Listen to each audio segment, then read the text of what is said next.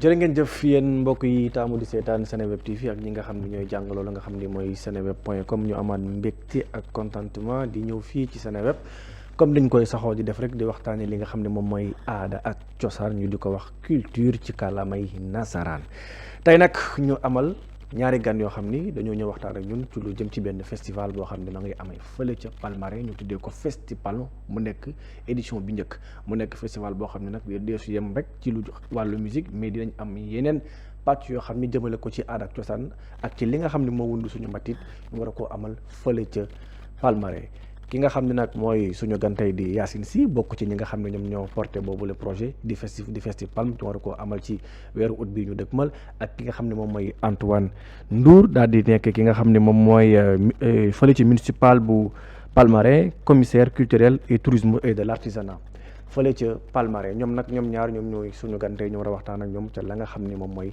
Festipalm waaye nag sama laaj bu njëkk nag dama koy samp ki nga xam ne moom mooy Yacine mu wax ñu lan mooy Festipalm festival Palmarin wala Festipalm lu ko wund ak lu ko tax a jóg Yacine maa ngi lay nuyu. maa ngi lay fay Mané boo si wax rek baax na wuyu na turam boo si wax baax na.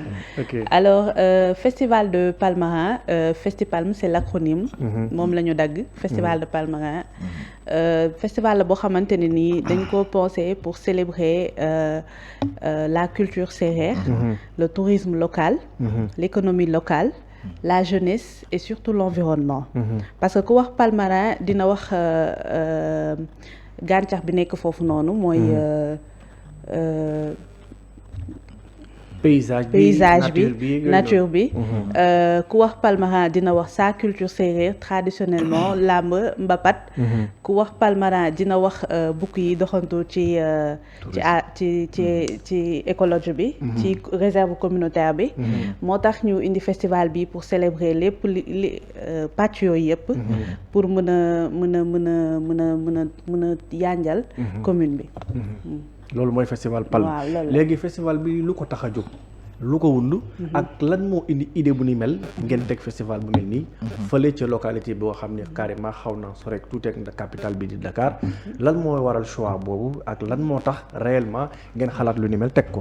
alors Palmarin dafa nekk commune bu particulière c'est une commune avec de très belles mangroves si je peux dire comme ça parce que sama wolof kiiwul bu baax donc je vais mélanger les deux si je peux dire ça comme ça une commune avec riche en culture mais malheureusement dafa manquer visibilité ça manque de manifestation donc quand on s'est concerté avec l'équipe à rappeler que toute l'équipe c'est une équipe qui viennent de Palmarin c'est une jeunesse palmarinoise moo tax ñu teg lu nu mel ñu ne fii bëri na liggéey parce que y a la pêche y a la partie pêche y a la partie transformation des femmes y a la partie nature y a les hôtels qui sont là-bas mais ça manque de festivité ça manque quelque chose qui permet à cette commune de rayonner moo tax ñu xalaat lii indi ko daal di ko fay teg pour mën a doxal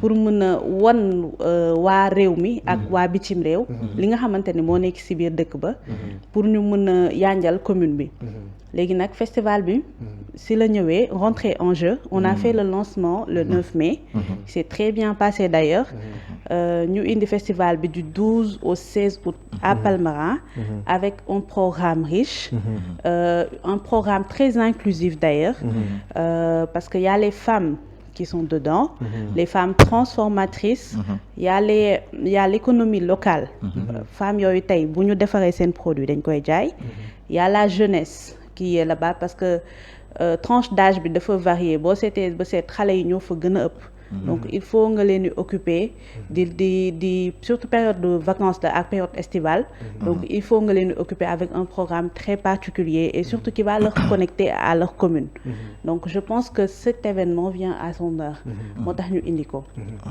alors Antoine yow mi nga xam ne yow yaa yor lépp lu jëm ci wàllu mbatit culture ak aada ak cosaan fële ci municipal bu Palmarin festival bi ni mel tey jii ñu war a ko defal amal fële ca Palmarin yow mi nga xam ne bokk nga ci ñi ngànk culture foofu ci commune bi nu ngeen gisee festival bu ni mel. Mané, bonjour. Bonjour à tous les spectateurs de Seneweb. Permettez-moi d'abord de remercier donc spectateurs yëpp ak équipe Seneweb bi remercier aussi la commune de Palmarin bi ma jóge remercier les autorités étatiques et religieuses et coutumières donc tey mënuma def lu dul sant leen ci opportunité bi ngeen ñu may ñu mën a présenter le festival bi nga xamante ne moom la ñuy préparer au niveau du Palmarin à retenir que la date c'est du 12 au 16 août oui. donc ma bëgg indi benn leeral rek tuuti donc ñu ciy ànd ak la mairie et Maison Yandé bi nga xamante ne moom mooy organiser ce festival donc comme ni ko Yacine waxee rek festival bi lu am solo la si ñun parce que mairie bi dafa am benn pàcc bu am solo ba mu jagleel culture ak artisanat tourisme au niveau de la commune de Palmarin parce que ku xam Palmarin xam ne c'est une terre d'accueil ku xam Palmarin xam ne c'est une commune très culturelle particulièrement ku xam Palmarin aussi xam ne am na activités yoo xamante ne dans le milieu séeréer dafay faral di am lu ci mel ni lamb lu ci mel ni ngel lu ci mel ni tout ce qui est danse traditionnelle donc loolu nag bu ñu waxtaanee ñu ne comme noonu la donc pourquoi pas ñu mettre benn structure boo xamante ne ak le festival de Palmarin bi mooy première édition d'ailleurs pour ñu mën a jëmmal loolu nga xamante ne moom laa ñëw cité léegi de nii donc xamal nga xam rek tuuti que donc am na liggéey bu bëri buñ ci def ça fait des mois ñu ngi ciy liggéey aussi il y a les partenaires locaux yi nga xamante ne ñoom ñoo nekk au niveau de la commune en concertation ak ñoom ñu jubli ci liggéey bi ñu ngi ci def lu jéego yu ama am solo ba tey ji may wax ak yow nii pratiquement tous les partenaires techniques locaux donc ku ci nekk am na wàll boo xamante ne dugal nga ci sa loxo boo ñu mën a jublu ci li nga xamante ne moom mooy festival bi sànq Yacine wax na ko li waral tànneef gi ñu koy defee fële ca Palmarin wax na ci lu jëm ci wàllu nature bi paysage bi napp nga fa am ak yeneen yu ni mel mais tey ji ci wàllu économique bu ñu ko xaymaa tey ji festival bu ni mel nga di ko amal ci bërëb bu mel ni Palmarin économiquement lan la mën a indil dëkk ba d'ailleurs je remercie sa ci pertinence su question bi économiquement ce festival donc participe de façon considérante au niveau de la commune de Palmarin parce que boo xoolee Palmarin bëri na ay hôtel bëri na ay résidences bëri na ay auberges ou bien ay campements donc tey festivaliers yi ñëw au niveau de la commune donc bu ñu ñëwee dinañ soxla fu ñu loger dinañ soxla lekk dinañ soxla jënd aussi tamit les produits des femmes parce que faut pas oublier que les femmes transformatrices de produits donc ñoom aussi ils sont dans le projet à travers le festival de 3 jours bu ñu war a organiser donc de ce fait économiquement parlant festival bi dina impacter donc la commune donc femmes yi dinañ ci gis seen bopp hôteliers yi dinañ ci gis seen bopp jaaykat yi dinañ ci gis seen bopp transporteurs yi dinañ ci gis seen bopp ci wàllum secteur yëpp lay laal donc moo tax aussi boo xoolee impact bi gën a am solo ci festival bi c'est l'économie locale parce que ci économie boobu noonu ñëpp a ci gis seen bopp que ce soit les femmes transformatrices hôtels yi et tout donc ce qui veut dire que am na pàcc mu am na solo lool sur la commune de Palmarin léegi aujourd'hui festival bu mel ni Festipalm ñu du koy amal fële ca Palmarin xam nga boo nee Palmarin nag côté boobu bari na ay goxaat yoo xam ni ñu ngi fa te di yëngatu ci wàllu aada ak cosaan naka ngeen ko defee techniquement ba tey jii gox yooyu nga xam ne ñoom ñoo nekk ci côté yooyu noonu ndax boole ngeen leen ci festival bi wala nu muy demee noonu voilà c'est important et man dinaa sawar a tontu sa question bii nii parce que boo xoolee donc au niveau de notre commune les communes environnantes par exemple donc ñëpp xam nañ ne dañoo niroo li nga xamante ne moom mooy aada donc de ce fait ñun aussi tamit dañ leen ci invité di leen ci woo donc il y a des gens qui sont chargés de vraiment travailler sur cette collaboration avec les communes environnantes pour ñoom aussi ñu mën a fekk si li nga xamante ne moom mooy le festival donc d'ailleurs même boo xoolee au niveau de la foire par exemple on a invité les femmes des communes comme de Dionewar Niodior pour ñu mën a ñëw ci festival bi surtout au niveau de la foire donc aussi ñu ngi invité tous les acteurs yi nga xamante ne tey donc ci communes yooyu lañ nekk ñu ngi yëngatu ci wàllum aada donc ak cosaan donc à travers les commissions yi nga xamante ne samay collègues des commissions culture artisanat et tourisme pour ñu mën a ñëw aussi participer donc de façon symbolique ci festival bi lu mel ni Samba lu mel ni commune de Fimela lu mel ni Diofior lu mel ni Dionewar Niodior lu mel ni Ndangaan partout un peu partout au niveau des ci wàllu boobu donc ñëpp ñu ngi leen ci woo daal pour ñu mën a fekk si ñu ci festival bi. d'accord Yacine ci lu jëm ci wàllum animation. wala festival boobu noonu. lu ci mën a xaarandi. wax nga ko sànq. wax nga ko wàllu mbapat ak. làmb ak yeneen yu ni mel. mais loolu cosaan la. waaye animation. lees mën a xaarandi foofu. am na benn concert bu mag bu xamante ne dina am benn artiste bu mag. bu ko war a def. concert bu mag. artiste bi mënuñu koo xam. non est-ce que duñ leen ko defal surprise. non déedéet mais parce que tey jii xam nga am na ci ñoo xam ne ñu ngi seetaan xëy na. duñ la tudd artiste bi. den sa war a ñëw ci festival bi. c'est ça voilà. comme on est en négociation. donc est-ce que. da ngeen di waxtaan. waaw dañuy kon jubóogu leen ci kàddu daal. jubóoguñu ci prix bi. dañu wàcce loxo yi tuuti incha allah. waaw yàlla na yàlla def jàmm rek ba ngeen. amiin mais en tout cas am nañ si njort bu artiste bu mag la. bu mag incha allah bu mag a mag. bu mag a mag buy ñëw tëgg concert bi. am na aussi lu muy def mbalax. waaw. Wally Seck ngeen waxtaanal rek. mën naa nekk de. waaw kon baax na pourquoi pas. mën naa nekk de am na concert bu mag bu fay am. am na aussi en rapport avec les industries culturelles et créatives. oui. parce que am na comme je l'ai dit il y a les femmes qui transforment et il y a les femmes qui tissent les pagnes là-bas. dina am benn défilé de mode boo xamante ni sur thématique du pagne traditionnel sérère lay nekk. ay stylistes nag yu jógee fii Dakar mais par contre l'origine de la pagne vient des villages sérères des îles sérères. donc dina am wàll boobu dina am aussi benn soirée all white en live band boo xam ne dina am beneen artiste bu ko tëgg incha allah. pour comme animation à part le volet traditionnel loolu lañ si mën a xaar comme animation. comme animation waaw incha allah. alors Antoine. xam nga festival bu ni mel. waaw soo ko dee def ci zone bu mel ni Palmarin. di benn zone touristique. je peux dire. oui donc festival bi. mën naa ni aada ak cosaan bu ci amee. lu jëm ci wàllu tourisme mu ngi ci. te quand on parle de tourisme nag dañuy wax koom. côté boobu. nu ngeen ci taxawee. waaw côté bi am nañ taxawaay bu am solo buñ ci def. donc parce que d'ailleurs même dinaa profiter pour donc citer et remercier nos partenaires. ci mel ni Yokan Lodge. ci mel ni King Baobab. ci mel ni les collines de Niassam. donc toutes ces structures hôtelières. ñoom dugal nañ seen loxo ci festival bi. et en plus ñu ngi ñu ci accompagner donc de façon considérable.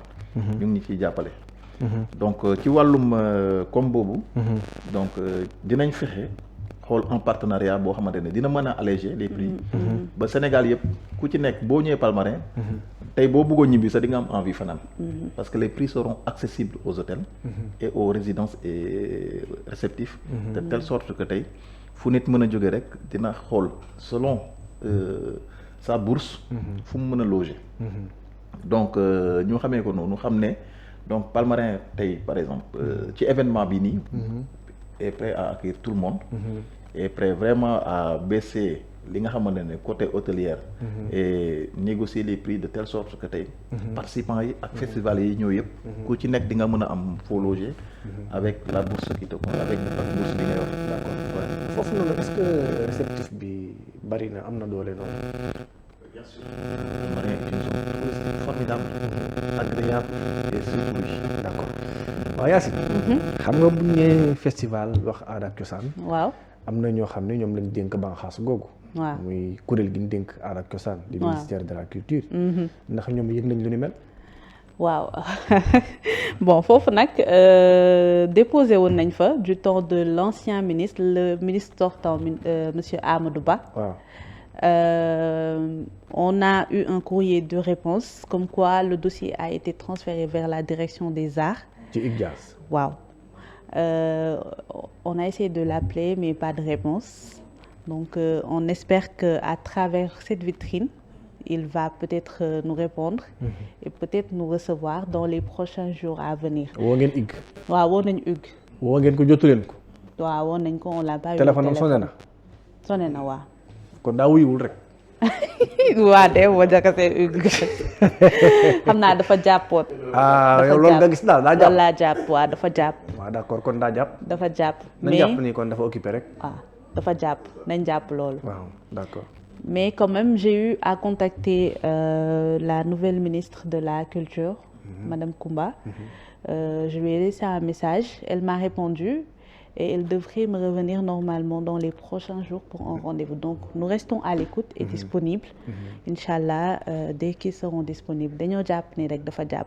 D'accord. waaw léegi Antoine festival boobu ñun ñi nga xam ne ñoo nekk Ndakaaru jaay fii di saw moom la ñuy wax saw wala di gànnaar ku fa bëgg a dem nooy def. voilà donc poser la question bu am solo. parce que ñëpp dañoo yaakaar ne tey Palmarin dafa nekk zone bu sori. alors que boo xoolee Palmarin soriwul c'est environ 142 kilomètres de Dakar. donc soriwul donc c'est vrai on a pris des dispositions yoo xamante ne tey dinañ mën a accompagner festival yi pour ñu mën a ñëw ci Palmarin ñëw ci festival bi donc il y a un transport qui est là c'est vrai que c'est pas gratuit mais aussi c'est un transport très régulier boo xamante ne tey par exemple au niveau de la commune donc au niveau de Dakar jusqu'à Palmarin les prix sont très accessibles donc nekkul loo xamante ne tu vas débourser beaucoup d'argent pour aller à Palmarin par exemple boo xoolee fii ba Palmarin tey aller retour donc ça te fera 10 000 francs donc pour mën a egg Palmarin donc pour ñu xamul daal Palmarin nekkul zone bu sori bu war a mën a tax tey par exemple ñuy naan problème accessibilité Saint-Louis moo gën a sori Palmarin te pourtant festival jazz bi les gens ñu ngi ciy dem bu baax a baax donc pour ñu xamul Palmarin ak ñi koy dégg rek bon am na matuwaay yu bëri yoo xamante ne bu ñu demee ci gare routière yi mën nañ jël transport urbain yi transport kii pour mën a dem accéder à Palmarin mais aussi bu ñu jógee ci loolu par exemple am nay partenariats yoo xamante ne ñu ngi koy nuwee ak comme lu ci mel ni ASPT donc ñu ngi waxtaan ak ñoom aussi tamit am na jéego bu mag bu ñu def ci wàllu boobu ci wàllum transport donc il y a d'autres partenaires aussi Dakar Dem Dikk on est en pourparlers xëy na sotteegul mais bu sottee aussi tamit dinañ mën a dimbale la commune de Palmarin ak festival yi pour ñu mën a accessible aussi ci festival bi au niveau de Palmarin alors Yacine yow ñan ngay woo ci festival bi. En tout cas, j'invite tout le monde. maa ngi woo ñëpp ñu ñëw découvrir cette magnifique commune. Découvrir nos traditions. Découvrir li nga xamante ne moom la dëkk bi am à offrir. C'est une très belle commune. ni ma def ba bëgg ko. ku fa ñëw tamit noonu ngay def ba bëgg ko. te macha allah comme Antoine l'a si bien dit. Il y a des parcs qui ont été aménagés. yomb na accessible na à tout le monde ku fa ñëw di nga mën a loger wu normalement dans de très bonnes conditions les hôtels partenaires aussi nous ont vraiment facilité la tâche et on les remercie donc ñu ngi woo ñëpp août moom c'est une période des îles donc on appelle tout le monde à venir et à venir découvrir ce que cette commune a à offrir plus particulièrement le festival jërëjëf Yacine merci Antoine kàddu gu mu jógee du ma wàcc daal di nuyu di gërëm la commune de Palmarin di ci jiital autorités yi fa nekk en particulier le maire de la commune Mame Singhi Sarr di nuyu aussi vraiment di gërëm donc autorités coutumières et religieuses yi mais balaa may fàtte rek dinaa revenir ci benn point bu am importance boo ma ko permettre mooy banati noonu mooy le volet environnement waaw au niveau du festival am na volet environnement bu am solo boo xamante ne tey par exemple ñu ngi koy waajal avec la SAPCO c'est un partenaire foog ma lim ko parce que moom dinañu dimbale ci ay engins yoo xamante ni nettoyer plage bu baax a baax donc parce que ku jumul xam nga ne plastique bi est très présent au niveau de notre plage donc plastique boobu moom lañ bëgg mu deñ donc et tous les déchets marins yi nga xamante ne mer bi da koy la mer déverse donc moom lañ bëgg mu jógee foofu donc moo tax ñu liggéey ak SAPCO ci wàllum pour vraiment mu mën ñu dimbale pour ñu mën a nettoyer plage bi mais aussi il faut pas oublier l'impact bi festival bi am ci volet RSE bi donc au niveau du district sanitaire de Fakao donc district sanitaire bi nga xamante ne Palmarin ñëpp a ko bokk donc ñun dañoo ne festival bi bu ñu ko defee pare te amuñu impact social bu ñu ci bàyyi donc daa mel ni day naxa saay moo tax ñu xalaat ne au niveau bu ñu paree festival bi wala ci festival bi bëgg nañu rénover le district sanitaire bi nga xamante ne moom la Palmarin yëpp bokk. donc ambulance baa ngi foofu doxatul. donc l'état du bâtiment est délabré. donc il y a aussi les lits au niveau du district qui sont dans un état boo xamante ne mënuma ko wax. mais yooyu yëpp. bon moom lañ boole. donc ak suñuy partenaires ak ñi nga xamante ne ñoom ñoo ñuy gunge.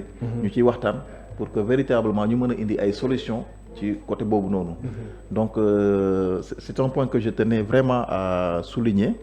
parce que am na solo volet environnement bi ak impact social boobu au niveau du district sanitaire de Palmarin. donc xanaa rek di remercier waat ñëpp. di lay gërëmaat maane bu baax a baax ci opportunité bi. donc xam nañ ne wax yombul.